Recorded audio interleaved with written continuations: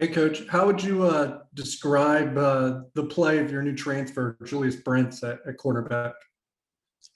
I think he's been outstanding. I think in the transfer market, I think we went 4 for 4. In terms of the leadership characteristics and certainly the on the field play that we got that we're getting out of those 4 guys. And Julius is somebody that established himself right away as a dominant athlete, an alpha male type athlete. He's learned what we're doing. He's transitioned really well into what we're doing. He's made plays. He's not a guy that just does it right, but can't make the play and finish when he gets the opportunity to. He's going to be a good one. I mean, he's going to be somebody that people will know.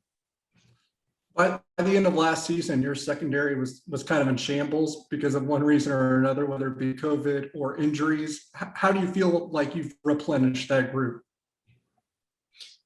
Well, obviously we addressed a couple of needs with transfers, and we're still in shambles a little bit. We've had a number of guys that are out with off-season surgeries and whatnot, but I think getting TJ Smith back into the mix will help us. He's a guy that was just starting to come on before his injury. And then, the transfer market has helped us. And then just guys maturing in what we do and maturing with their bodies. I mean, there were a couple of guys that we had that were good players. They just weren't physically ready to go. A couple of examples are T. Denson and Echo Boydo.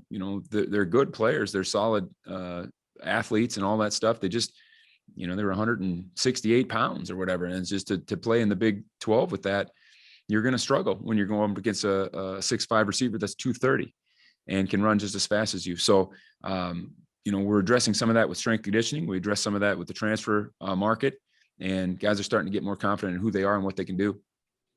And then lastly, at linebacker, you lost a lot of snaps and a lot of experience there with Justin Hughes and Elijah Sullivan. How comfortable are you with the pieces that you have in place right now? Honestly, if I had to say right now, I'd say our linebacker room is probably our deepest room. We've had some guys that have really come on there. Obviously, Deuce Green and Cody Fletcher are guys that have played a number of snaps for us. But, we made the move in the middle of last season to put Ryan Hennington at linebacker. And it was a work in progress with him because he had never played defense before, let alone linebacker. I mean, we moved him from safety. He's had a tremendous spring. We moved Wayne Jones to a spot where I think he's a little bit more comfortable in the things that he's doing. So he's down there working at that spot. Austin Moore is a kid that's come on. Nick Allen's a kid that's been in the program that's come on. Keenan Gaskin. I mean, I can name a lot of guys. We've got a lot of good competition in that room. So I feel very comfortable with the athleticism that we have in that group, the toughness that we have in that group. I think that's a group where we're going to have some depth. Thanks, Coach. Kellis. Hey, Joe, given that it is spring ball, have you experimented at all with any new formations, maybe some 3-down looks or anything like that this month? Our focus this spring has really been, and rightfully so. I don't know how we got away from it as much as we did, but our focus has just been on the fundamentals and just getting better at what we do. Our focus has been on defeating blocks, tackling, tracking, tackling, and playing with great effort. And those are things that are staples in whatever you do. We've tried to get ourselves in the best structure possible, but we haven't gone crazy with anything this spring. That's insanely different than what we've seen, just because we want to get better at the things that we do. And I think last year we fell into the trap a little bit of, we're going to scheme this and that, and we're going to, scheme. And then best laid plans always fall apart when you lose 2 guys on a Friday, or, you get yourself put in a position where the lineup that you have out there just can't physically do some of the things that you're asking them to do. And so we've experimented with a couple of things, but by and large, we're doing what we do, and we're just trying to do it better. You mentioned TJ Smith a minute ago. Where's he at in his recovery, and what position do you see him best fitting in at with the defense? He's just been cleared to be a full go individual, non-contact kind of a guy. So he hasn't taken any team reps right now, but he's moving around really well. Change of direction. He has no pain. He has no, after practice, he's not a guy that's sore for 2 days. I think he's been conditioning really hard with Coach True during the practices. So he's going to be ready to go in the summer, full go by the time we get going back again after finals. As far as where he fits, I'm really pleased with Russ Yeast, a guy that we picked up in the transfer portal. And so in some way, shape, or form, we'd like to get those three guys on the field, Russ, TJ, and Jerome McPherson at the same time. Okay. And can you tell me just a little bit more about Wayne Jones, why you thought his skills translated better at linebacker as opposed to where he was previously at safety? One of the things that Wayne struggled with as a safety, was tackling in space. That was never his deal. We moved him into a spot a lot of times at safety where he would move into the box and be part of the box fit. And we always felt like he had a really good feel for that, really good footwork, was able to keep himself square, was able to make tackles in close quarters and be physical and get off blocks and be slippery in there. But when we backed him up off the ball, there was times when he struggled to make some of those plays. And, he was a guy that I think was trying to keep his weight at I think his body wanted to do one thing and he wanted to do another in order to keep himself as a safety. We just kind of let him go, and he's put on 15 pounds of pretty good weight here so far in the off season. And I think he is got a real good natural feel for what he's doing in there. And so the idea originally was just to get him closer to the ball and just get him around the action a little bit more. He's a phenomenal communicator. He does a good job getting things orchestrated and aligned in there. Is able to control the defensive line with some of his communication. So it's been a good move for him. He's had a good spring. All right. Thanks, Joe. Appreciate it. Adam. Coach, you lost All-American Wyatt Hubert, and then the two linebackers and Hughes and Sullivan. There were many team captains that graduated or left. How, from your perspective and what you've seen, how has the defense kind of adjusted to losing that caliber? This is the best buy-in that we've had since we've been here as a staff on the defensive side of the ball, for sure. This is the most together that this group has been since we've been here. We lost some great players and we're replacing them by committee, honestly. I mean, it'd be great to have a Wyatt Hubert. It'd be great to have, some of those guys that could make some of those splash plays, but I feel like we're playing better as a unit right now than we ever have. And part of it's the practices that we're getting right now. There's no question about that. But I think that, that's what we're going to be moving forward. We're a developmental program. We lose one, somebody's got to replace that one. And you say, yeah, we've lost Wyatt Hubert and we can't replace him right now. But I'm telling you, Felix Anudike's having a phenomenal spring. He's a guy that's going to play a ton of ball for us. A guy, Nate Matlack, that didn't play at all for us last year, is going to have a role in what we do. Spencer Trussell, a guy that had a minor role in what we did last year at defensive end, is going to have a major role. Khalid Duke's getting better. Bronson Massey's getting better. I mean, we're improving across the board. So we're going to lose players. That's what it's going to be. But we've got to, that's the mark of a good program, is you replace those players with new guys.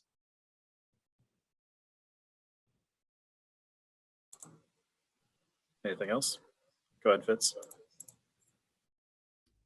Hey, Coach, how's that defensive tackle spot looking for you? I think we struck gold in Tim Horn. I'm really pleased with him and where he is. He's a physical kid that can move and has length and is big and has some football intelligence and has fit right into that room. I thought at the end of last year that Eli Huggins was playing at a level that was as good as anybody in the league.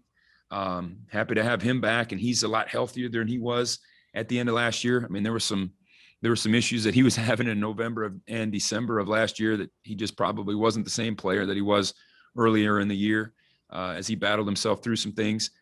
Jalen Pickle's gotten a lot better. And he probably had his best practice of the spring yesterday, as far as being the most disruptive and being the most twitchy, and active as that we've seen.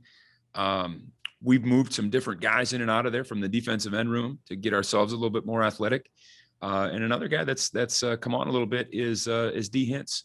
We're putting him in a position maybe where he can have a little bit more success in what we do. He was kind of thrown into that,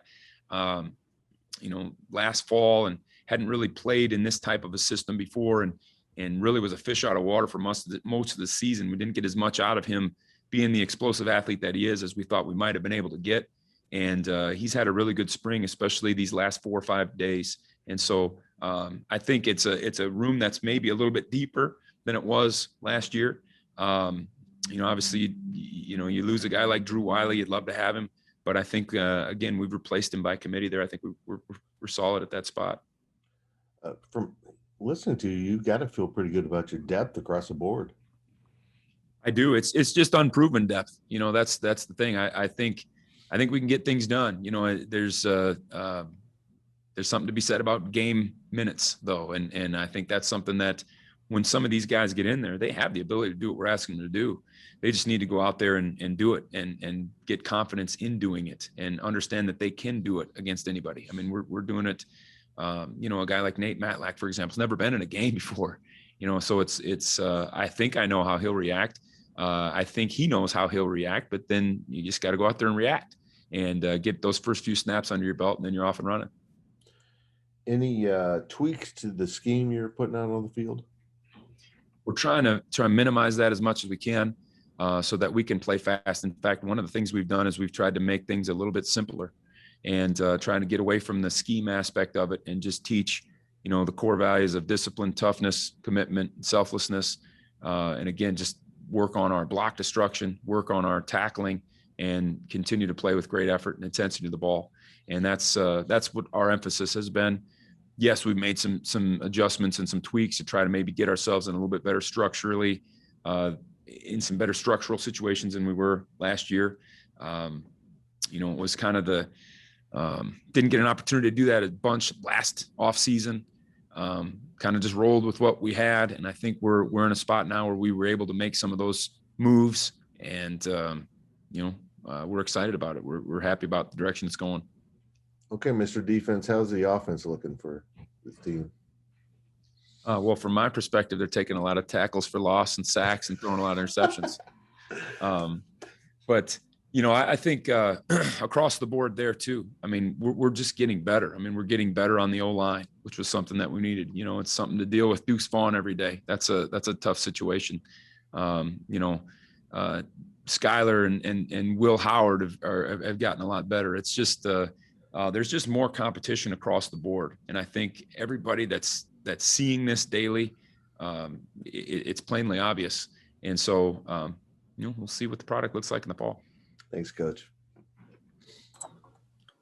Kels? You mentioned him earlier, but Jerome McPherson, how big of a deal was that when he decided he was going to come back? Great from a leadership standpoint, first and foremost. There's a guy that attacks his business, and I'll tell you, every year that we've been here, he seems to have gotten more and more mature. From that first year where I don't know, he was just a guy that went about his business, to last year he was so much more intentional with the things he did in terms of taking care of his body, in terms of film study, in terms of what he needed to do to get himself to a position where he could succeed, to this year even taking it to another level. I don't know if there's a guy on the roster that does more extra work than he does. I don't know if there's a guy on the roster that goes out of his way as much to spend time with young guys as he does. And so if nothing else, a great player that'll help us, but if nothing else, he's providing a great example for what we want those guys to look like in the future. And one more for you. I know it couldn't have been easy, but what was it like being defensive coordinator those last couple of games when you were so restricted with personnel and everything that you could do? I don't know what you're talking about. I was on COVID protocol those last few ones. Yeah, it was tough. And when you throw in, the injury situations on top of just some of the guys that we were missing, it was what it was. And, I think that, we're using that kind of as, we don't talk about that a whole lot, but we're using, that's in the back of everybody's mind of, that's not us. That's not our identity. We got away from, again, the things that we want to be about, which are toughness, physicality, running to the football, being great communicators. We had signs of that early in the season. And if you were to watch our last, couple of games, you wouldn't have seen that. And we can say it's for this reason or that, but that's not what K-State defense is going to be. All right. Thanks, Joe. Derek? Yeah, Coach, I don't know if you've answered this yet, and I guess it's just not clear to me. So I was wondering, who are you got taking reps at the nickel position right now? Because I know you lost, a few of your nickels so far. Yeah, we're actually using Wayne Jones in that role a little bit.